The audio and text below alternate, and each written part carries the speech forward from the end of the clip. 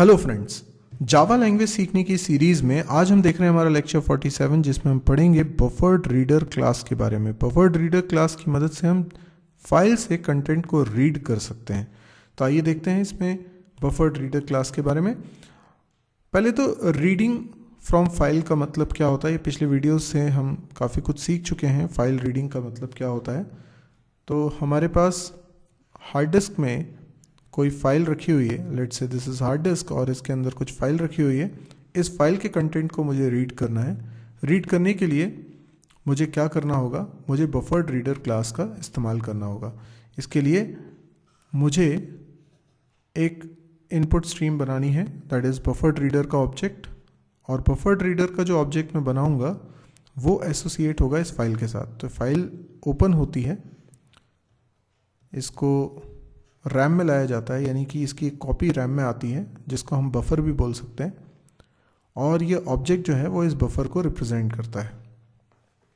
तो buffered reader के object की मदद से हम फाइल से कंटेंट रीड कर सकते हैं। तो बफर्ड रीडर के बारे में समझें। बफर्ड का मतलब क्या है। बफर्ड का मतलब ये है कि एक बार में पूरा कंटेंट रीड नहीं हो रहा, ना ही कैरेक्टर बाय कैरेक्टर हो रहा है, बल्कि हम उसकी टेम्परेली स्टोरिंग कर रहे हैं। मतलब अगर एक फाइल में, let's say this is a file, इसमें कुछ डेटा लिखा हुआ है, ठीक है, ये डेटा लिखा हुआ है। अब मैं अगर इसमें से रीडिंग परफॉर्म करूं तो एक एक कैरेक्टर करके रीडिंग परफॉर्म करूंगा। अगर तो पहला कैरेक्टर मैंने रीड किया, फिर दूसरा कैरेक्टर रीड किया, तो I have to wait, because पूरा अगर डेटा रीड होगा तो उसमें कई बार ये रीडिंग ऑपरेशन परफॉर्म होंगे।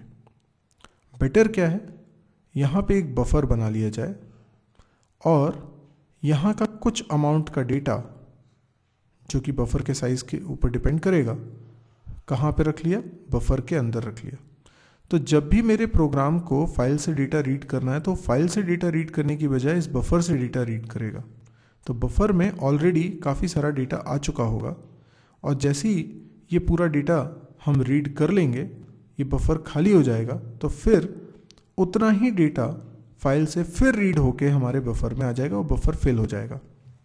इससे क्या होगा कि हमारे को फाइल रीडिंग फास्ट नज़र आएगी, क्योंकि ये बफरिंग कर रहा है।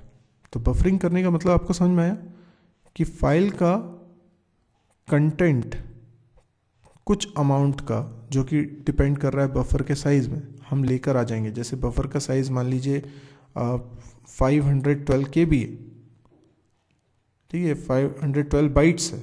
तो 512 बाइट्स डेटा हमारे बफर में आ गया और अब हम जब कैरेक्टर रीड करेंगे, हम जब फाइल का कंटेंट रीड करेंगे तो एक्चुअल में बफर से रीड करेंगे, तो हमें कम टाइम लगेगा डेटा को रीड करने में। तो आई होप ये बफरिंग का कॉन्सेप्ट आपको समझ में आएगा। आप जब ऑनलाइन वीडियो भी देखते हैं तो कई बार वो बफरिंग होती है और बफर हो जाता है, उसके बाद थोड़ी देर तक आप बिल्कुल स्मूथली वीडियो देख लेते हैं। ये तब होता है जब इंटरनेट की स्पीड काफ़ी कम होती है। तो आप जब वीडियो देख रहे होंगे तो थोड़ा सा बफर हो जाता है, फिर आप उतना वीडियो देख लेते हैं, फिर बफरिंग हो रही होती है, यू हैव टू वेट, और थोड़ी देर बाद फिर वो कुछ देर के लिए कंटिन्यूस चलता है। तो बफरिंग अगर ना की जाए तो जो थोड़ी देर के लिए भी आपको कंटिन्यूस वीडियो दिख रहा है ना, वो नहीं दिखेगा। आपको हर एक इंस्टेंट पे अटकता हुआ वीडियो दिखाई देगा, तो ऑब्वियसली आपको वो पसंद नहीं आएगा। उससे अच्छा तो बफरिंग हो जाए, थोड़ा सा कम से कम एक दो लाइंस तो प्रॉपरली सुनाई दे जाए। तो वैसा ही कुछ कॉन्सेप्ट यहाँ हम अप्लाई करने वाले हैं। अच्छा, बफर का साइज़ हम लोग स्पेसिफाई कर सकते हैं। बफर्ड रीडर के पास दो तरह के कंस्ट्रक्टर होते हैं। एक कंस्ट्रक्टर होता है जिसमें रीडर क्लास का ऑब्जेक्ट पास करते हैं, जबकि दूसरा जिसमें रीडर क्लास का ऑब्जेक्ट पास करने की बजाय के अलावा हम लोग साइज़ भी पास करते हैं बफर का। तो बफर्ड रीडर में हम रीडर क्लास का ऑब्जेक्ट और साइज़ पास कर सकते हैं बफर का। अब इसका प्रोग्राम के बारे में समझें। तो प्रोग्राम, इससे पहले आप लोगों ने अगर पिछला वीडियो देखा होगा लेक्चर 46, तो उसमें आपने बफर्ड राइटर के बारे में पढ़ा होगा, जिस तरीके से हमने फाइल में डेटा राइट किया होगा। ये बिल्कुल उसका काउंटर पार्ट है, इसमें हम रीड कर रहे हैं। आप देखिए, सबसे पहले तो हमने IO पैकेज को इंपोर्ट किया हुआ है, क्योंकि इसके अंदर IO एक्सेप्शन क्लास है, बफर्ड रीडर क्लास है। तो ये क्लासेस की वजह से हमें इस पैकेज को इंपोर्ट करना पड़ रहा है। इसके बाद हम अपना कोई भी क्लास बनाएंगे, नाम कुछ भी रख सकते हो। उसके बाद फिर मेन फंक्शन बनाते हैं। मेन फंक्शन बनाते वक्त देखिए आपने थ्रोज आईओ एक्सेप्शन लिखा है। दिस इज़ बिकॉज कि हमारे इस कोड में चेक्ड एक्सेप्शन आएगी, और चेक्ड एक्सेप्शन को हैंडल करना ज़रूरी है। या तो आप ट्राई कैच लगा के भी इसको हैंडल कर सकते हैं, या थ्रोज लगा के हैंडल कर सकते हैं। यदि आपको एक्सेप्शन हैंडलिंग में कोई डाउट है तो आप एक्सेप्शन हैंडलिंग वाले वीडियो ज़रूर देखिए जो इसी चैनल पर रखे हुए हैं। फिलहाल ये तो आपको लिखना ही पड़ेगा। उसके बाद आप जैसे मेन फंक्शन के अंदर की कोडिंग करते हैं तो आपने एक कैर टाइप का इंट टाइप का वेरिएबल बना लिया है ch। अब हम क्या करते हैं, बफर्ड रीडर का ऑब्जेक्ट बनाया, और देखिए कैसे बनता है ऑब्जेक्ट, न्यू लिखा, बफर्ड रीडर लिखा। इसमें मुझे क्या पास करना चाहिए था, अभी हमने देखा था कंस्ट्रक्टर में, पहला वाला कंस्ट्रक्टर है रीडर क्लास का ऑब्जेक्ट पास करना है। अब रीडर की कोई चाइल्ड क्लास का ऑब्जेक्ट भी मैं पास कर सकता हूँ, और डेफिनेटली यहाँ पे वही हो रहा है। रीडर की एक चाइल्ड क्लास है फाइल रीडर, तो मैंने फाइल रीडर का ऑब्जेक्ट बनाया। देखिए न्यू लिखा, बनाया, और बना के सीधे सीधे मैंने बफर्ड रीडर में पास कर दिया। तो इसका मतलब बफर्ड रीडर में जो रीडर क्लास का ऑब्जेक्ट पास होना था वो पास हो गया। अब रीडर क्लास का ऑब्जेक्ट पास हो सकता है, या रीडर की कोई चाइल्ड क्लास का ऑब्जेक्ट पास हो सकता है। तो चाइल्ड क्लास कौन है, file reader. File reader class के अंदर आपको पाथ मेंशन करना होता है उस फाइल का जिसको आपको रीड करना है। इस तरीके से बफर्ड रीडर का ऑब्जेक्ट बन गया, और अब मैं एक लूप लगा के एक एक कैरेक्टर रीड कर रहा हूँ। तो देखिए मैंने रीड फंक्शन लगाया हुआ है, और रीड फंक्शन क्या कर रहा है, एक कैरेक्टर रीड करता है और रिटर्न कर देता है, और वो किस में चल जाता है, ch में। अगर ये -1 के बराबर नहीं है, -1 क्या इंडिकेट करता है, फाइल का एंड। तो जब तक फाइल का एंड नहीं आ जाता तब तक ये लूप चलेगा, और हर बार जो कैरेक्टर रीड हुआ है उसको ये प्रिंट करता जाएगा। क्योंकि ch को हमने इन टाइप का लिया हुआ है, तो हमें यहाँ पे टाइपकास्ट करना होगा उसका कैरेक्टर वर्जन प्रिंट कराने के लिए। लास्ट में हम फाइल को कर देंगे क्लोज। तो आई होप आपको ये प्रोग्राम समझ में आया होगा। मैं इसी प्रोग्राम को कॉपी करके और टाइप कर दूंगा। मेरे पास एक फोल्डर है जिसमें file1.txt लिखी हुई है। मैं यहीं पर एक और फाइल बना रहा हूँ जिसका नाम रख लेता हूँ फाइल example.java। ठीक है, और इसको एडिट करने के लिए, इसमें प्रोग्राम बनाने के लिए मैं इसको Notepad++ में ओपन करता हूँ। ठीक है, तो ये Notepad++ में मैंने ओपन कर लिया। यहाँ पे वही प्रोग्राम कॉपी कर लेता हूँ। इसका नाम क्या रखना पड़ेगा, फाइल एग्जाम्पल, और यहाँ पर मैंने लिख दिया पब्लिक क्लास। ठीक है, अच्छा इसके अंदर एक और काम करता हूँ, ये फाइल कौन सी मेरे को चाहिए, तो फाइल तो यहीं पे रखी है file1.txt, इसी को मैं रीड कर लेता हूँ। इस file1.txt में क्या लिखा हुआ है, कंप्यूटर लिखा हुआ है। ओके, इसी को मैं रीड करने जा रहा हूँ। तो यहाँ पर देखिए आप फाइल रीडर के अंदर मुझे लिखना होगा file1.txt। ठीक है, तो आई होप ये विजिबल है आपको, यस। तो file1.txt हमारी बन गई। ठीक, इससे हमने डेटा रीड करने के लिए बफर्ड रीडर बना लिया, और एक एक कैरेक्टर करके हम रीडिंग परफॉर्म भी कर देंगे। तो अब इस प्रोग्राम को रन करने की बारी है। क्या करें, सबसे पहले कंपाइल जावाc फाइल example.java। देखते हैं कुछ एरर तो नहीं है। अगर एरर नहीं होगी तो कमांड प्रॉम्प्ट आ जाएगा। देखिए आ गया, इसका मतलब कोई एरर नहीं है और कंपाइल हो गई होगी फाइल। ये डॉट क्लास फाइल भी बन गई। अब मुझे इसको रन करना है, तो रन करने के लिए हम क्या लिखते हैं, हम लिखते हैं जावा और फाइल का नाम। तो देखिए कंप्यूटर प्रिंट हो रहा है, जिसका मतलब है उसने एक एक कैरेक्टर करके रीडिंग करी होगी। बफर्ड रीडर के दो और फंक्शंस की बात करते हैं। अभी जो हमने फंक्शन देखा रीड, वो एक बार में एक कैरेक्टर रीड कर रहा है, और बफर्ड रीडर की खास बात यह होगी कि वो बल्क में डेटा रीड कर सके। तो पहले हम फंक्शन पढ़ते हैं रीड लाइन। देखिए रीड लाइन फंक्शन रिटर्न करेगा एक लाइन रीड करके स्ट्रिंग, मतलब जो पहली लाइन फाइल की उसने रीड करी होगी वो लाइन एज अ स्ट्रिंग वो करेगा रिटर्न। ठीक है, तो अगर एक फाइल में बहुत सारी लाइंस लिखी हुई हैं तो मुझे रीड लाइन को मल्टीपल टाइम्स रन करवाना होगा। तो आइए देखते हैं इसका प्रोग्राम किस तरीके से बनेगा, पर उससे पहले हम ये देख लें कि फाइल के अंदर अभी क्या लिखा हुआ है। देखें, ये फाइल के अंदर मैंने टेक्स्ट लिख दिया है अलग अलग लाइंस में, computer world is a fancy world. तो 4 लाइंस मैंने इसमें लिखी हुई हैं। अब मुझे इसको प्रिंट करवाना है, तो इसके लिए मैं प्रोग्राम बना रहा हूँ। बाकी हमारा कोड बेसिक वैसे का वैसा ही है। ये एस की अब मुझे ज़रूरत नहीं है। आप देख सकते हैं मैंने क्या किया है, मैंने आईओ पैकेज को इंपोर्ट किया है, इसके बाद मेन फंक्शन है, मेन फंक्शन क्लास के अंदर है, और थ्रोज आईओ एक्सेप्शन लिखी है। इसके बाद मैंने एक बफर्ड रीडर का ऑब्जेक्ट बनाया है, जिसमें कि फाइल रीडर का ऑब्जेक्ट पास किया है, जिसमें मैंने अपनी फाइल का जिक्र कर दिया है। क्योंकि सेम फोल्डर में फाइल रखी हुई है तो मुझे पूरा पाथ नहीं लिखना पड़ा, सीधे फाइल का नाम लिखना पड़ा। अब मुझे रीड लाइन फंक्शन का इस्तेमाल करना है। रीड लाइन फंक्शन का इस्तेमाल करने के लिए मैं लिखूंगा BF, ये बफर्ड रीडर के ऑब्जेक्ट को रिप्रेजेंट करने के लिए है, dot read line. Read line function क्या रिटर्न करता है, एक स्ट्रिंग। तो मुझे एक स्ट्रिंग भी बनानी पड़ेगी, यानी स्ट्रिंग का रेफरेंस बनाना पड़ेगा S1। ये मैंने S1 बना लिया। अब मैं क्या करने वाला हूं, S1 में असाइन कर दूंगा जो रीड लाइन ने रिटर्न किया है। अच्छा, लेकिन रीड लाइन एक बार चलेगा तो बस पहली लाइन ही रीड कर पाएगा। तो अगर अभी मैं इसको प्रिंट करवाऊं, देखिए system dot out dot println, ठीक है, और S1 को प्रिंट करवा देता हूं, क्या होगा?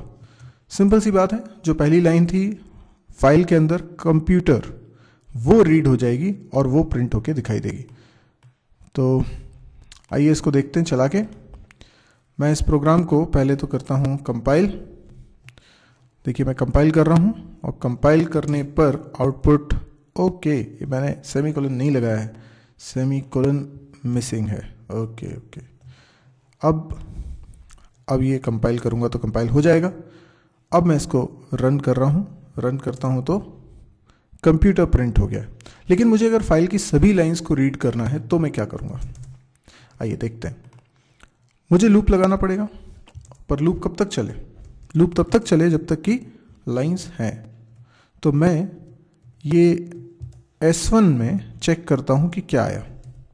बेसिकली क्या है कि रीड लाइन ने पहली लाइन रीड करी और S1 में रखी। अगर मैं रिपीटेडली चलाऊंगा तो ये अगली लाइन रीड करेगा, फिर अगली लाइन रीड करेगा, और आखिरी में जब कोई लाइन नहीं होगी तो ये नल रिटर्न करेगा। तो जब तक नल नहीं आता, क्योंकि स्ट्रिंग एक क्लास है जिसका ऑब्जेक्ट रेफरेंस है S1, मतलब रेफरेंस वेरिएबल है S1, उसमें नल आएगा अगर स्ट्रिंग रिटर्न नहीं करता है रीड लाइन। तो read line function basically string return करता है, लेकिन अगर फाइल में रीड करने को स्ट्रिंग नहीं है तो वो नल रिटर्न करता है। तो जब तक ये नल नहीं रिटर्न कर रहा है तब तक तो हम system.out.println को रिपीट करते रहेंगे, और जैसे इसने नल रिटर्न करा वैसे ही लूप एंड हो जाएगा। तो इस तरीके से हम सारी लाइंस को प्रिंट करवा पाएंगे। आइए देखते हैं इसका कंपाइलेशन करने पर क्या होता है। कोई एरर नहीं है। अब मैं रन करता हूं, देख सकते हैं आप पूरी की पूरी फाइल का डेटा प्रिंट हो रहा है। तो एक एक लाइन करके हमने उसको प्रिंट करा लिया।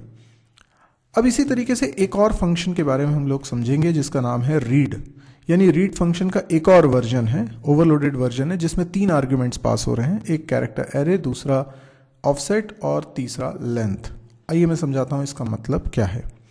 सबसे पहले हम इस प्रोग्राम को बनाने के लिए जो अभी हमने कोड किया इसको हटा देते हैं, और मैं एक कैर एरे बनाता हूं। ये मैंने कैर एरे बनाया, नाम रख लेता हूं S। कैर एरे बना रहा हूं तो न्यू लिखकर कैर एरे, और इसका साइज कुछ दे देता हूं, लेट्स से 20। तो इस एरे में 20 कैरेक्टर्स एट द मोस्ट मैं स्टोर कर सकता हूं। अब मुझे क्या करना है, अब मुझे BF डॉट रीड फंक्शन को कॉल करना है, और इसमें सबसे पहले क्या पास करना है, S, यानी मेरा कैरेक्टर एरे। जो कुछ भी रीड होगा फाइल से वो इस एरे में स्टोर होगा। एरे के अंदर स्टोर होगा, तो एरे के अंदर देखिए हमें जो दूसरी वैल्यू ऑफसेट पास करनी है वो क्या है, वो मैं समझा रहा हूं आपको, ठीक है। मान लीजिए हमने जो एरे बनाया है ये S है, ठीक, इस तरीके से, और इसमें इंडेक्स 0 से स्टार्ट होगा, तो 0 1 2 3 कहाँ तक होगा? ये होगा 19 तक, क्योंकि हमने साइज दिया है इसका 20। तो आखिरी जो इंडेक्स होगा वो होगा 19। Got it? अब मैंने अगर रीड फंक्शन को कॉल किया, कैसे? bf डॉट रीड, और इस एरे का नाम पास कर दिया s, और फिर मैंने ऑफसेट मान लीजिए लिखा 2। तो इसका मतलब है मैं इंडेक्स नंबर दे रहा हूं 2। समझ में आई बात? ये जो नंबर दिया है 2, ये एक्चुअल में इंडेक्स नंबर है। किसका? एरे का। उसके बाद मैंने लेंथ बोल दी लेट्स से 4। तो ये फाइल में से शुरुआत के 4 कैरेक्टर्स रीड करेगा। अब फाइल के अंदर क्या था? तो ये हमारी फाइल में लिखा हुआ है, ठीक? तो शुरुआत के 4 कैरेक्टर्स मतलब COMP ये रीड होंगे और ये एरे S के अंदर स्टोर होंगे और इंडेक्स नंबर 2 से स्टार्ट होते हुए स्टोर होंगे। मतलब इसके अंदर जाएगा COMP, ठीक है? अब जब आप इस एरे की वैल्यू स्क्रीन पे प्रिंट कराएंगे तो स्क्रीन पे 2 खाली स्पेस दिखेंगी और उसके बाद प्रिंट होगा COMP, क्योंकि जब एरे प्रिंट करा रहे हैं तो वो तो 0 इंडेक्स पे जो रखा है वो भी प्रिंट कर रहा है। तो 0 इंडेक्स पे क्या रखा हुआ है? तो वो ब्लैंक है, ये डेटा प्रिंट हो रहा है। अब अगर मान लीजिए मैंने यहाँ 2 की जगह 0 दिया होता तो ये खाली स्पेस हमको नहीं दिखाई देती, और अगर 2 की जगह मैंने 4 दिया होता तो शुरुआत में 4 खाली स्पेसेस मुझे दिखाई देती। ओके, आई होप समझ में आया। तो ये एरे का नाम है, ये एरे का इंडेक्स नंबर है जहाँ से वैल्यू स्टोर करना मुझे स्टार्ट करना है एरे में, और ये फाइल में कितने कैरेक्टर्स हमको रीड करना है उसकी लेंथ है, ठीक है? अब मैं इसको चला के बता रहा हूँ आपको। प्रोग्राम के अंदर मैंने यहाँ पर लिख दिया 2, तो मैं कह रहा हूँ कि 2 स्पेस शुरुआत में दिखाई देंगी। उसके बाद फिर मैंने बोल दिया 4, तो कंप्यूटर का COMP दिखाई देगा। अब मैं लिख रहा हूँ system.out.println, ठीक है? और इसमें मैं S लिख देता हूँ ताकि कि एरे पूरा प्रिंट हो जाए। आइए अब इसको कंपाइल रन करके देखते हैं। सबसे पहले मैंने इसको कंपाइल किया, आप देख सकते हैं कोई एरर नहीं है। अब मैं इसको रन कर रहा हूँ, COMP दिखाई दे रहा है, पर उसके पहले जो स्पेसेस हैं उनको भी नोटिस करिए। अभी मैं इसमें थोड़ा सा चेंज करके आपको बताता हूँ। जैसे मैं यहाँ पे 2 नहीं लिखता, मैं यहाँ पे लिख देता 0, तो फिर ये जो स्पेस दिखाई दे रही थी ये नहीं दिखाई देगी। देखिए, मैं फिर से इसको कंपाइल करूँगा, फिर इसको रन करूँगा, ये जो पीछे स्पेस दिख रही थी वो नहीं दिखेगी। अच्छा, और यदि मैंने यहाँ 4 की जगह पर दे दिया होता 15, तो शुरुआत के 15 कैरेक्टर्स ये रीड करेगा और ये 15 कैरेक्टर 0 इंडेक्स से स्टोर करना स्टार्ट कर देगा। तो इसको भी अपन कंपाइल रन करके देखते हैं। ये मैंने किया कंपाइल और ये किया रन। आप देख सकते हैं कंप्यूटर भी पूरा आ गया, उसमें 8 कैरेक्टर थे। उसके बाद वर्ल्ड भी पूरा आ गया, उसमें 5 कैरेक्टर थे। तो 8 और 5 13। 13 के अलावा ये जो नेक्स्ट लाइन था वो भी, दोनों नेक्स्ट लाइन उसने रीड किया, तो वो 14 15 लेटर्स हो गए, ठीक है? तो इस तरीके से भी हम लोग रीडिंग कर सकते हैं बफर्ड रीडर क्लास की मदद से। अब यदि आपको ये वीडियो पसंद आया हो तो आप इसे लाइक करें। यदि आप इस तरह के और वीडियोस देखने में इंटरेस्टेड हैं तो आप इस चैनल को सब्सक्राइब करें। मेरी वेबसाइट का नाम भी नीचे लिखा हुआ है www.mysirji.com। इस वेबसाइट को आप लोग ज़रूर विजिट करें। इस वेबसाइट पे आपको C, C++, जावा, PHP, data structure, DBMS, programming exercise, campus preparation से रिलेटेड वीडियोस काफ़ी कुछ मिलेगा। और ये सारे के सारे वीडियोस हिंदी में हैं, फ्री ऑफ कॉस्ट हैं। तो आप इसको ज़रूर देखिए, और यदि आपको लगे कि ये बहुत यूज़फुल है तो आप इसको अपने फेसबुक वॉल पे शेयर ज़रूर कीजिएगा, ये वीडियोस को भी और इस वेबसाइट को भी।